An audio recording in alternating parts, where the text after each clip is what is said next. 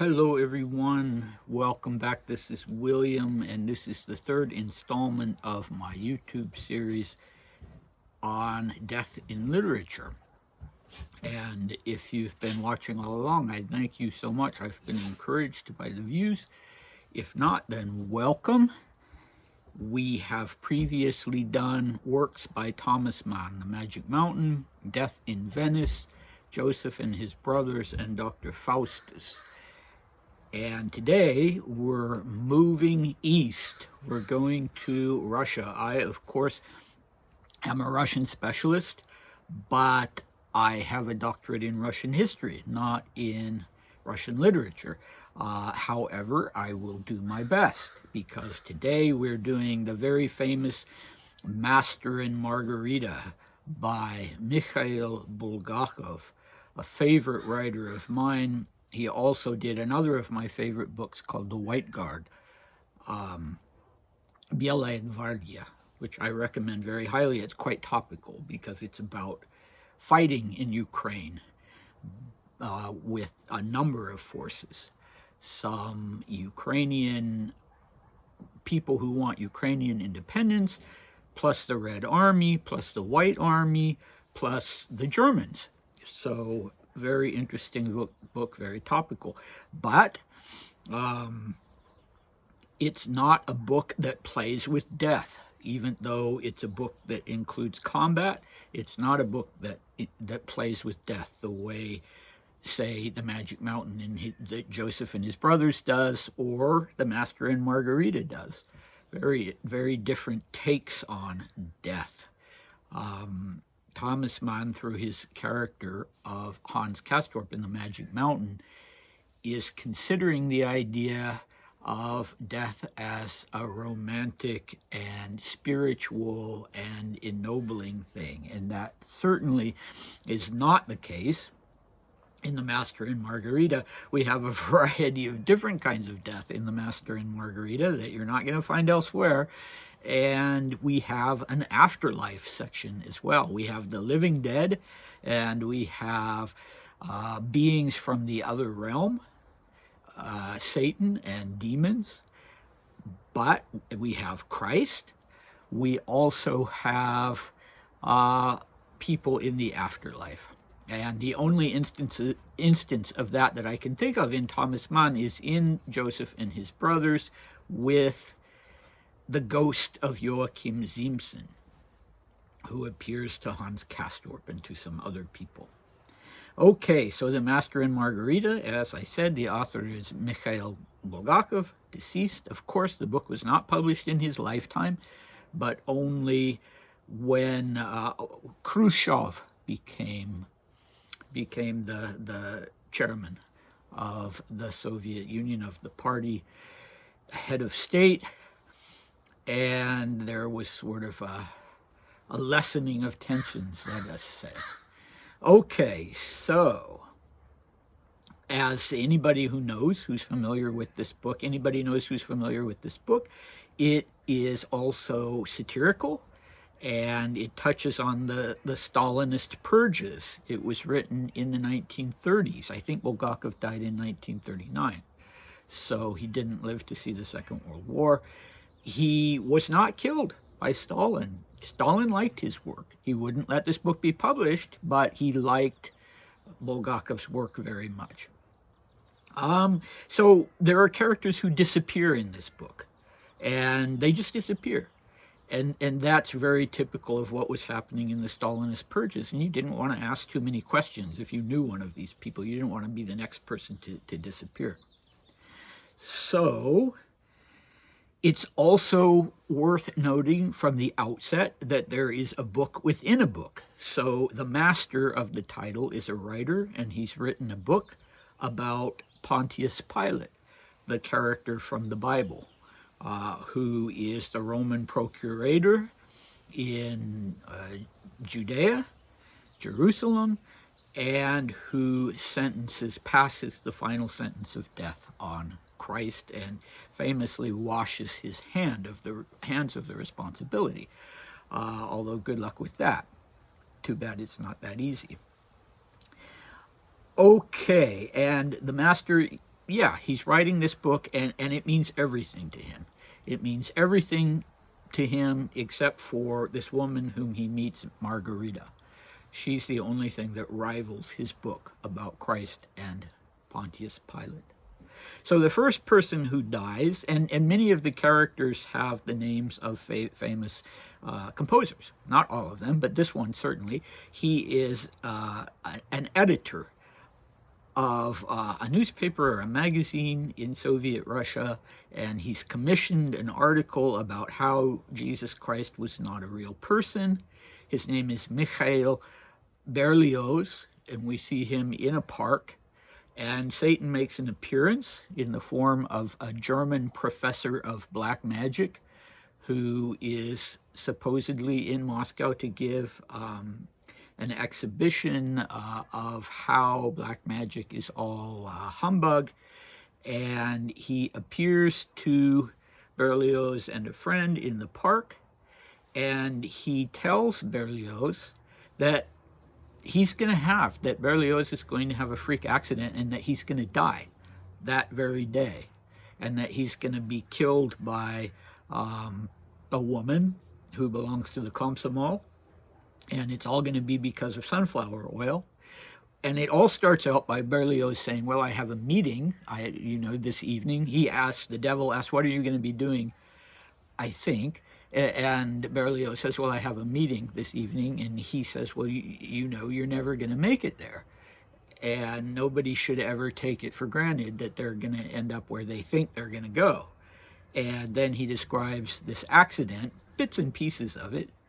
And then, of course, it ends up coming true almost immediately. Berlioz goes to leave. He is going through a turnstile to catch a streetcar, a tram, and the person who's gone through ahead of him has spilled sunflower oil, and he slips on it, and he slides onto the tracks, and his head is cut off by the tram, which is driven by a female Komsomol member, and so everything comes true. And if that was the end, that would be bad enough. Everybody, of course, is shocked. Everybody who's present is shocked and traumatized. Everybody that he knew is shocked by his sudden death.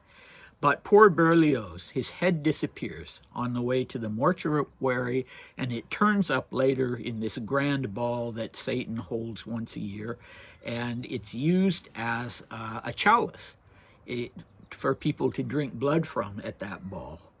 And we have the notion that Berlioz is still suffering.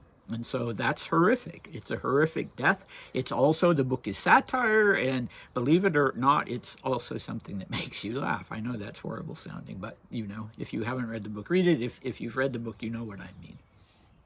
So then another person gets his head, I think in this instance, pulled off or twisted off. He's the MC of this exhibition in a grand theater of Voland, the professor of black magic, and he ends up annoying the devil and his demons who are pretending to be the magician and his assistants, and they pull his head off.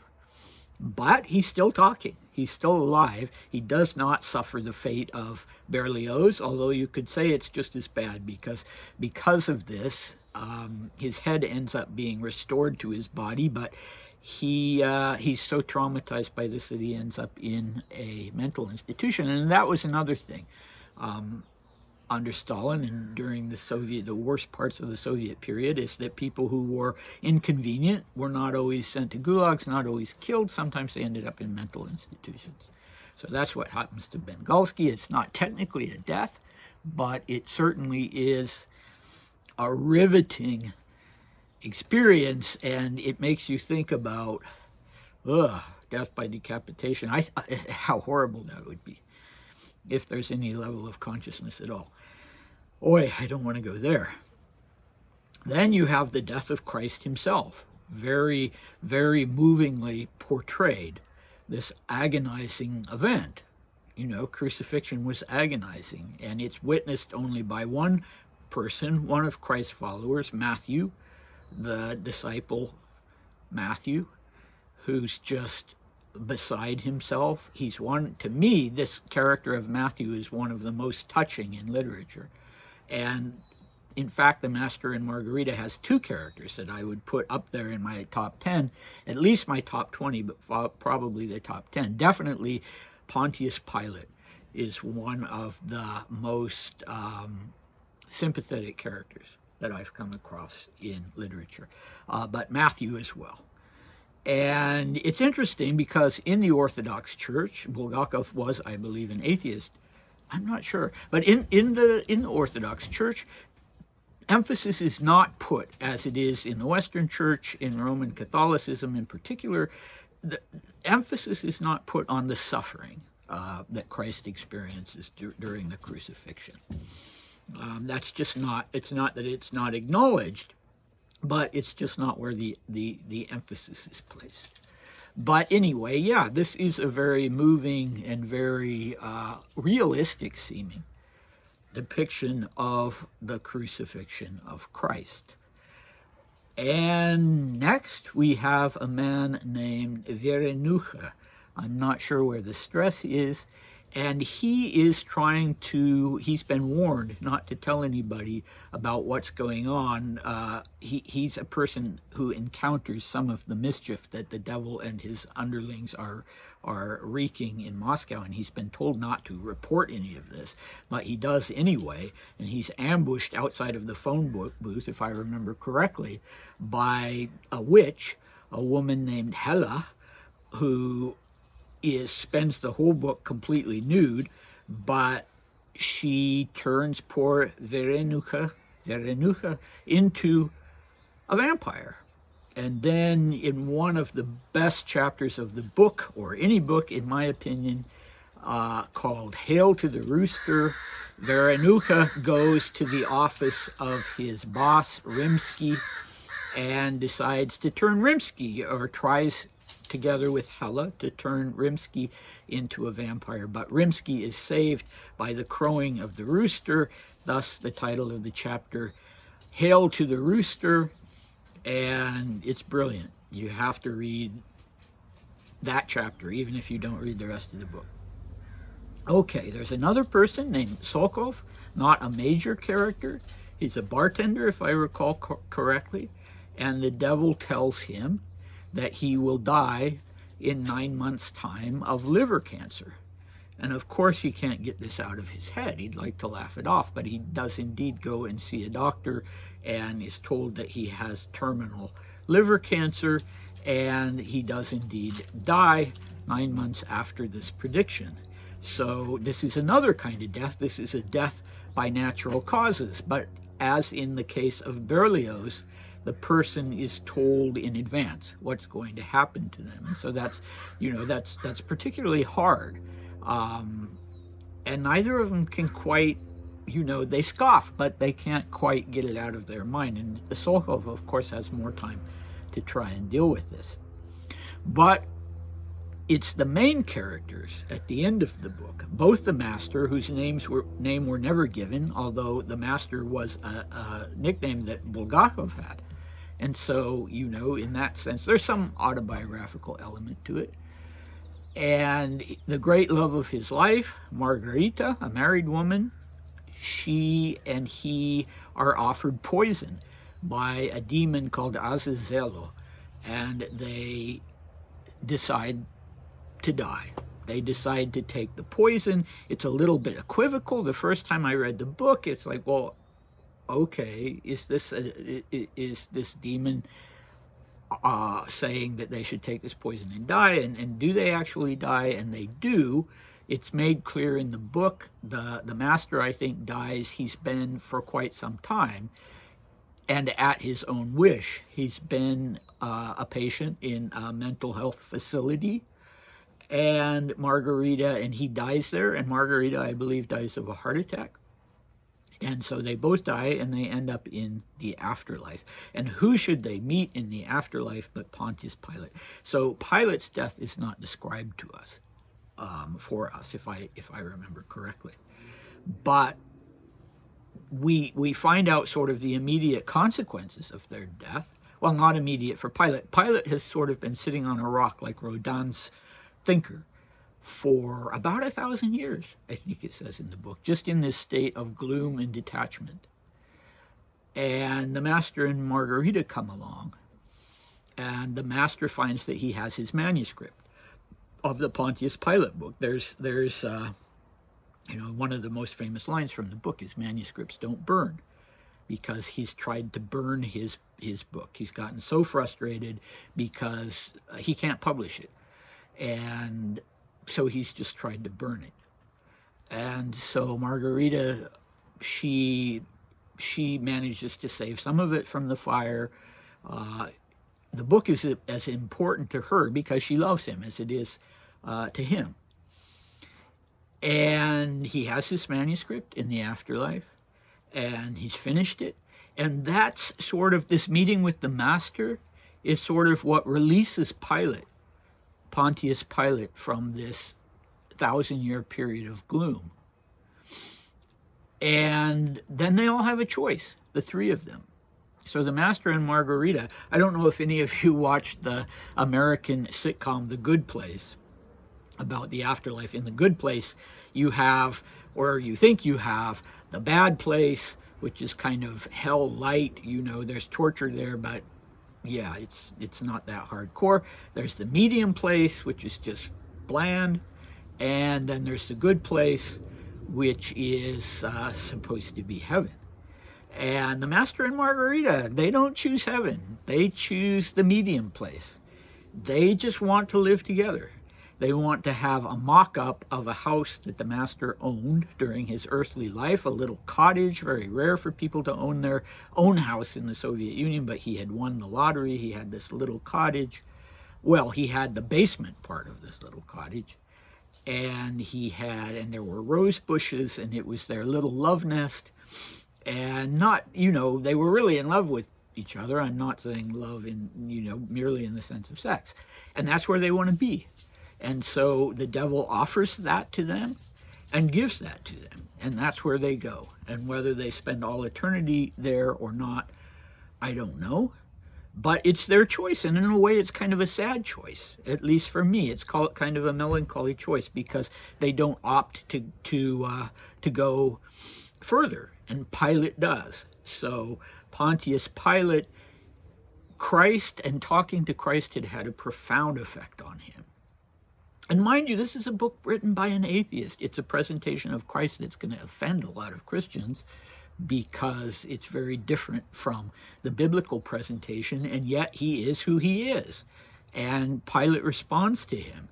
And now that he's been freed in the afterlife by the Master, having completed this work, he goes to meet Christ. And he meets Christ halfway on this bridge that's made of moonlight, and they ascend the bridge arm in arm, and it's a beautiful, touching scene. So it's not a scene of his death, but it is a beautiful, touching scene about the immediate, 1,000 years, I guess, would be a blink of an eye, if even that, in eternity. So the aftermath of death.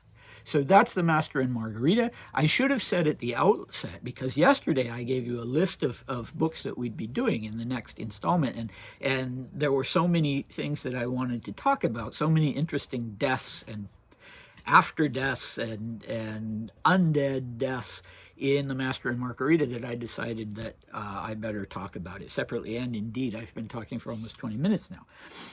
So I've mixed things up a little bit as far as the order that I'm doing things in, and next time I want to do another installment of books, each one really with not a whole list of deaths as you have in the Magic Mountain and in the Master and Margarita, but kind of freak deaths, kind of uncanny deaths, freaky in some way. So Bleak House by Charles Dickens, Dracula by Bram Stoker, Moby Dick by Herman Melville, Women in Love by Evelyn Waugh, and Black Narcissus by Rumer Godden. All of those are sort of deaths that make you shiver.